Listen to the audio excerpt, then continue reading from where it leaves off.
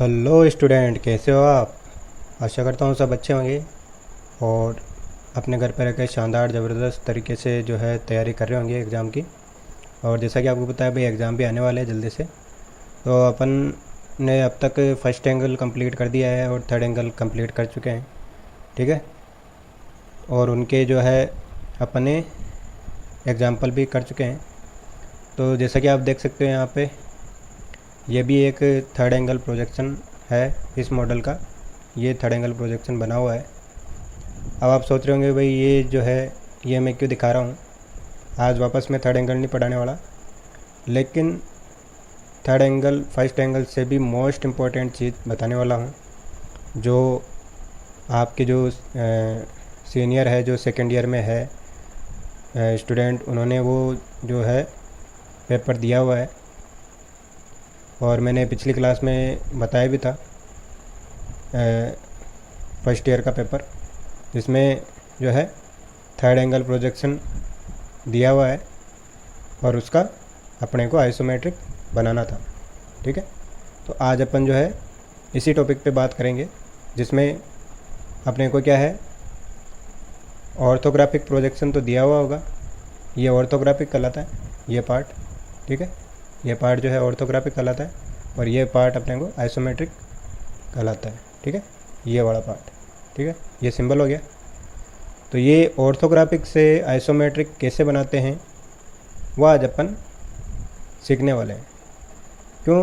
क्योंकि अगर by chance इस साल भी यही सवाल आ गया तो आपको ये सवाल करने में दिक्कत ना हो और आप इजीली सवाल कर सके, ठीक है। तो उसको देखते हुए जो आज की क्लास अपन आगे बढ़ाते हैं। तो पहले इसको देखते हैं कि ये जो आइसोमेट्रिक है मॉडल, इसका अपन ने ये 40 है, 70 है, 70 से अपन ने फ्रंट देखा तो फ्रंट अपन ने ये बना रखा है। ये पार्ट हो गया ये वाला, ये वाला पार्ट हो गया ये वाला, और ये वाला हो गया ये, और बीच में जो ये स्लॉट है ये हो गया, ठीक है। तो आपको एलिवेशन क्लियर है। फिर साइड में अपने को क्या दिख रहा है, ये पार्ट अपने को साइड में दिख रहा है, ठीक है, ये कहीं है। और यहाँ पे हिडन लाइन किसकी है, ये जो स्लॉट है अंदर, तो वो अपने को दिखाई नहीं देगा इस साइड से देखने पे। इस साइड से अगर देखेंगे तो ये पार्ट अपने को स्लॉट जो है दिखाई नहीं देगा, ठीक है। इसलिए ये जो है हिडन लाइन से दिखाया गया है। फिर टॉप में अपन ने क्या देखा, टॉप में ये सी टाइप है, ये सी टाइप है अपने, और ये टी टाइप, ठीक है, स्लॉट का हो गया ये। तो इस प्रकार से इस मॉडल के एलिवेशन, साइड और टॉप यानी प्लान अपन ने बनाए, ठीक है।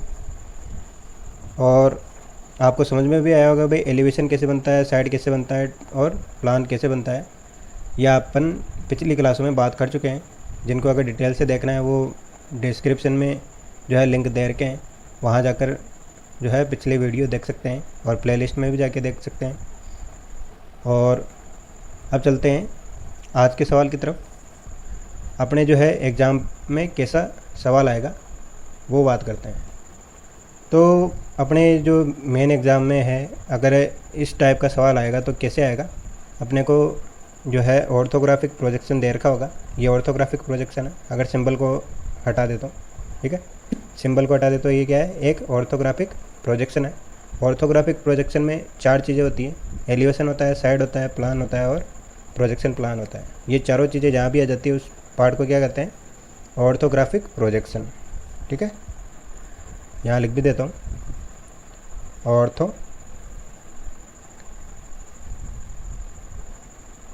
ऑर्थोग्राफिक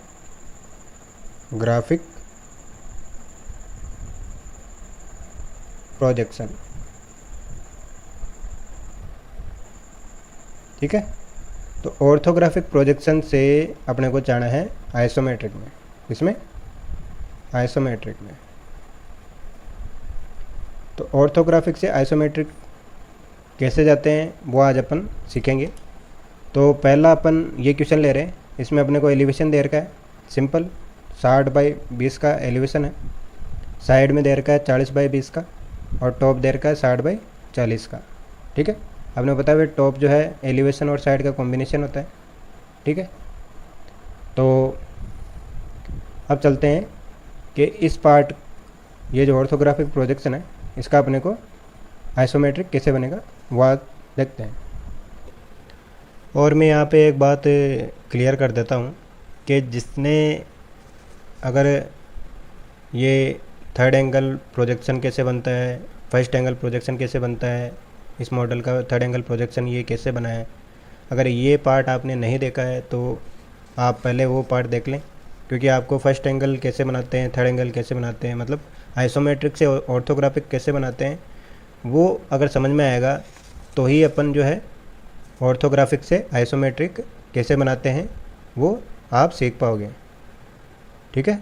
क्योंकि आपको जब आइसोमेट्रिक से ऑर्थोग्राफिक भी बनाना नहीं आएगा तो आप उल्टा कैसे बनाओगे, मतलब अपन तो उल्टा काम कर रहे हैं ना।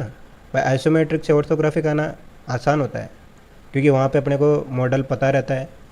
जैसे ये मॉडल है, इसका अपने को ये आइसोमेट्रिक पता है, तो ऑर्थोग्राफिक बनाना आसान है। अब वो मेरे लिए आसान है क्योंकि मेरे को सब आता है, लेकिन ऐसा आपको भी फील हो जाए, ऐसा फील होने लग जाए कि हाँ भाई आइसोमेट्रिक से ऑर्थोग्राफिक बनाना आसान है, जब ये आपके दिमाग में आ जाए तब समझ लेना कि आप जो है इन सवालों के लिए तैयार हो। किन सवालों के लिए? ऑर्थोग्राफिक से आइसोमेट्रिक कैसे बनाते हैं, ऐसे सवाल करने के लिए तैयार हो, ठीक है।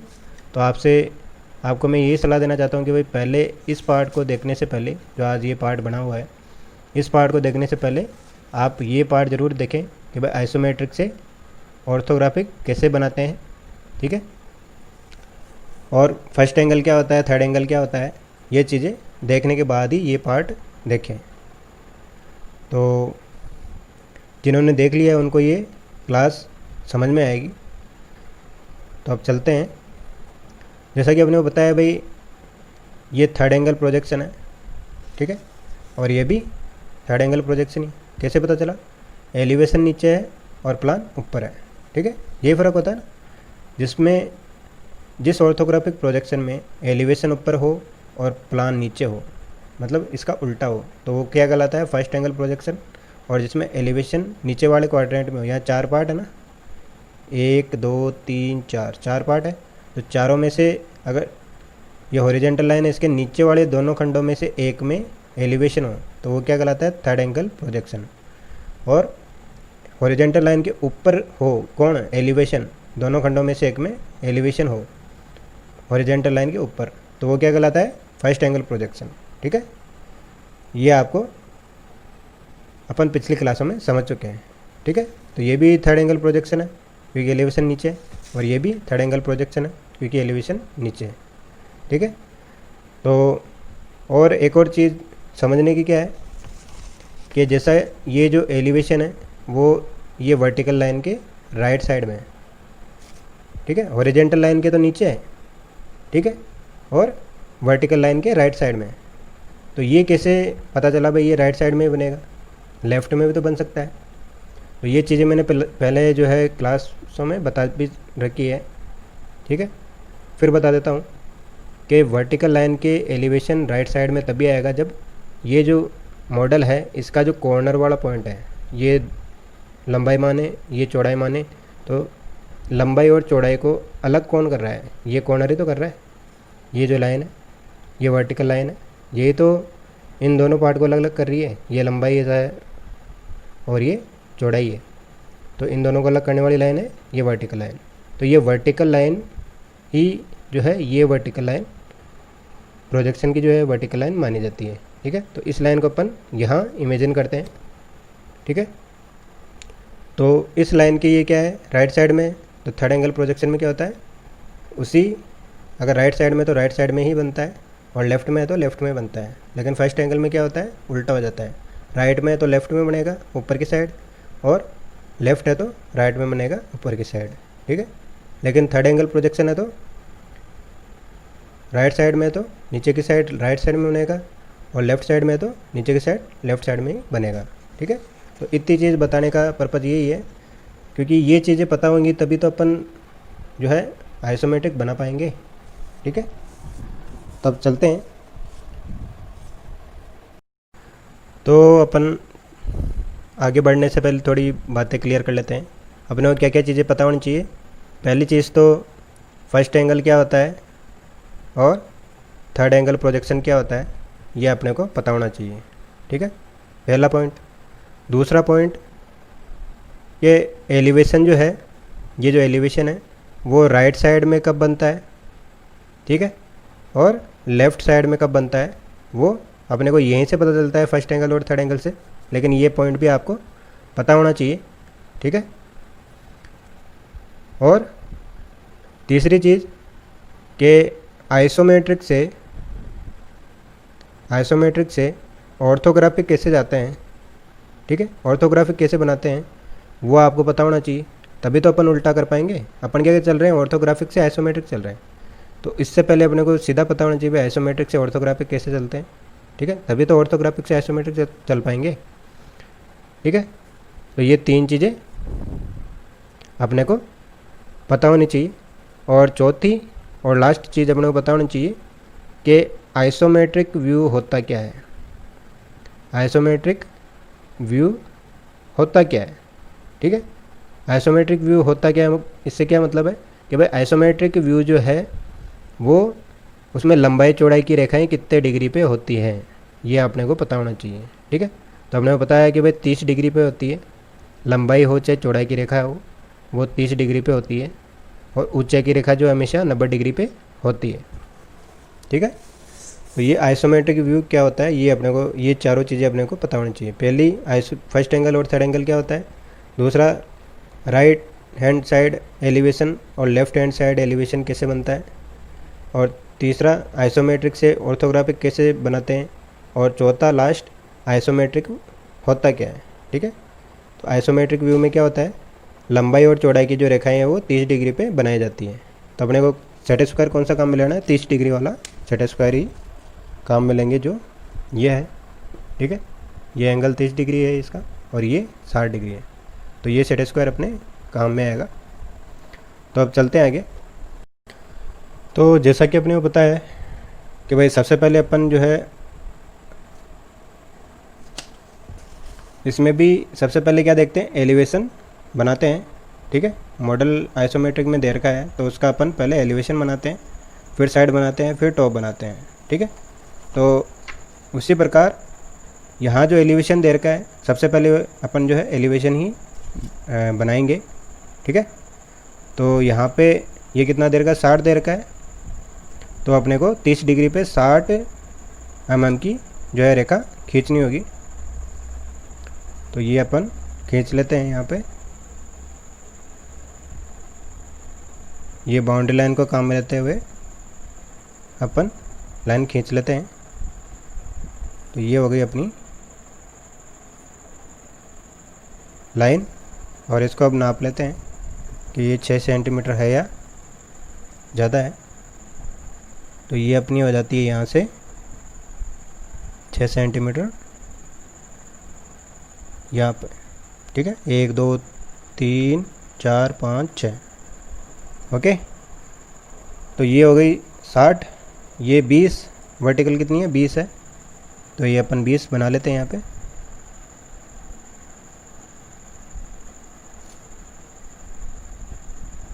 तो ये 5 6 7, तो यहाँ पे ये मिक्स हो रहा है थोड़ा, तो ये हो गया अपना 20।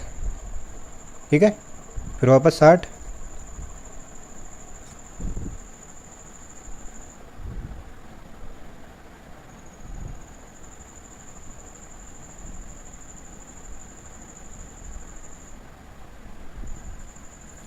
तो ये हो जाएगा यहाँ पे 60, और ये अपन ले लेते हैं वर्टिकल लाइन 20 पे।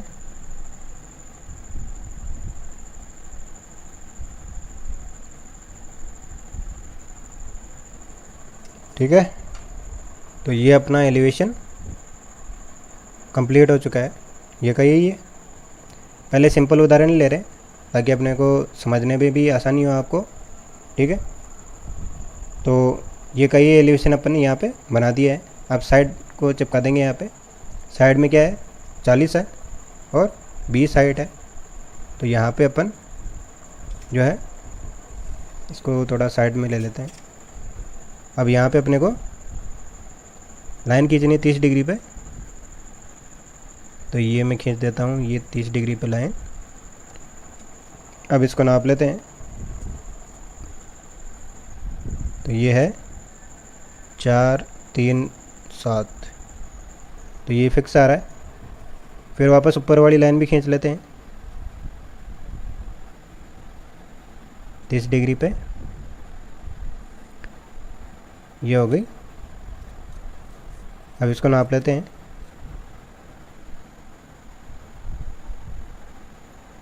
तो 10 20 30 और ये 40। और अब जो है वर्टिकल लाइन बना लेते हैं,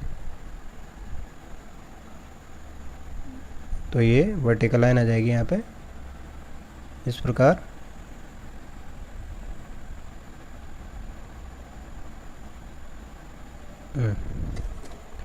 तो अपन ने 2 चीज़ कंप्लीट कर ली, 60 वाली लाइन कंप्लीट हो गई और 40 वाली साइड भी कंप्लीट हो गई है। अब आते हैं टॉप में। तो अपन ने एलिवेशन काम में ले लिया, साइड काम में ले लिया, अब टॉप काम में लेंगे। टॉप में क्या है, ये 40 है, ये 60 है, तो यहाँ पे ये एक लाइन खींचनी है 40 वाली, ठीक है, क्योंकि 2 साइड वाली तो अपन ने बना ली ना। ये साइड वाली ये रही 60 और ये 40 वाली ये रही 40। अब ये 60 बनानी है और ये 40 बनानी है, तो अपनी कंप्लीट हो जाएगी ये जो डायग्राम है।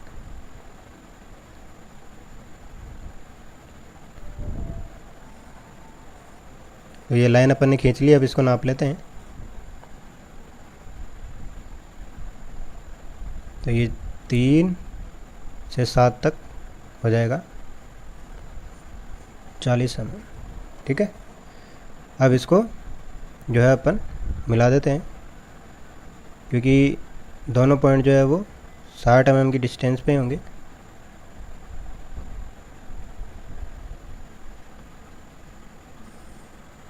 तो इस प्रकार से ये ऑर्थोग्राफिक से आइसोमेट्रिक अपना बन जाता है, ठीक है। ये 60 है, ये 40 है, और ये 60 40 दोनों है, ये 60 वापस और ये 40 वापस, और ये 20 साइड हो गई, ठीक है। तो ये ऑर्थोग्राफिक से आइसोमेट्रिक इस प्रकार बनता है। ये 30 डिग्री पे, इसलिए इसको आइसोमेट्रिक बोलेंगे। अगर यही 45 डिग्री पे होता है तो ओब्लिक व्यू बोलते हैं, ठीक है। और एक भुजा 0 डिग्री पे होती यानी हॉरिजेंटल होती, और एक 45 डिग्री पे होती तो उसको जो है ओब्लिक बोलते हैं। और अगर 45 डिग्री पे दोनों रेखाएं होती तो पर्सपेक्टिव व्यू उसको बोला जाता है। लेकिन सबसे ज़्यादा अपने कौन सा काम आता है, आइसोमेट्रिक व्यू काम में आता है, ठीक है। तो अब यहाँ पे मैं इसकी डायमेंशन दिखा देता हूँ जो अपने को दी हुई है डायग्राम में।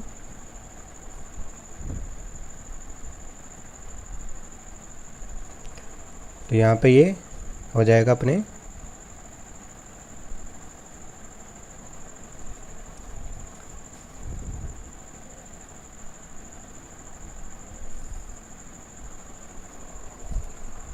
तो इस प्रकार से ये बन जाता है 60। और ये एरो जो है आप सही से बनाएं, क्योंकि ये एग्ज़ाम में जो एग्ज़ामिनर है वो हर चीज़ देखता है, स्पेशली ड्राइंग में। ड्राइंग में क्या है, हर चीज़ के नंबर होते हैं। ये 40, तो 60 बाई 40 हो गया, और ये यहाँ पे 20 यहीं दिखा देते हैं इसी बाउंड्री लाइन पे, क्योंकि और तो जगह रही नहीं।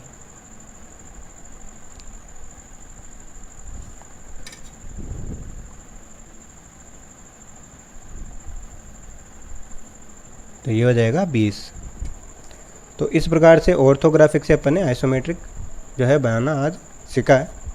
तो ये जो है सिंपल क्वेश्चन है, सिंपल जो है एग्जाम्पल अपन ने लेके चले हैं आज। फिर आने वाली क्लासों में जो है और हार्ड क्वेश्चन लेंगे।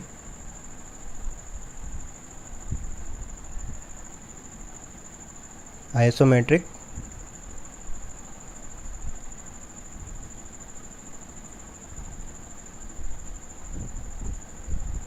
व्यू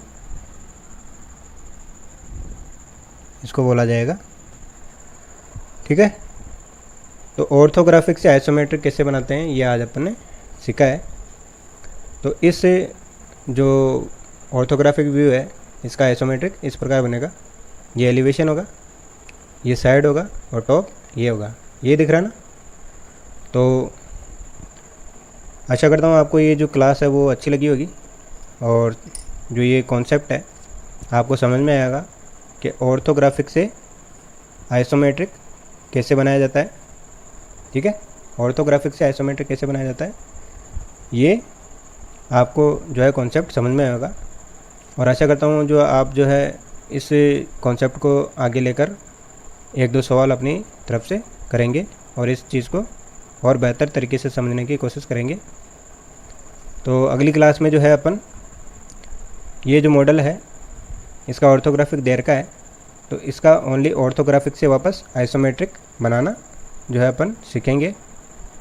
ठीक है, ताकि आपको ये जो है सिंपल मॉडल आप समझ रहे होंगे भाई ये बहुत इजी ले लिया अपन ने, लेकिन किसी भी चीज़ को समझाने के लिए स्टार्टिंग में अपने को इजी एग्जाम्पल ही लेके चलने पड़ते हैं ताकि आपको समझ में आए कि ऑर्थोग्राफिक से आइसोमेट्रिक कैसे जाते हैं।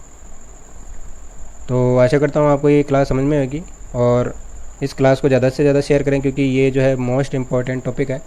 ये जो है अगर आ जाए, पिछले साल तो आया था 2019 में और आगे जो है आने की भी संभावना इसकी बनी रहती है ताकि आपको, और अगर आ भी जाए तो आपको कोई दिक्कत ना हो, इसलिए आप जो है ये चीज़ यहीं पे सीख लें। तो अगली क्लास तक के लिए आज की क्लास को यहीं समाप्त करते हैं। तो तब तक के लिए स्वस्थ रहें और अपनी तैयारी को ऐसे ही जारी रखें और इस क्लास को ज़्यादा से ज़्यादा शेयर करें बच्चों तक। तब तक के लिए धन्यवाद।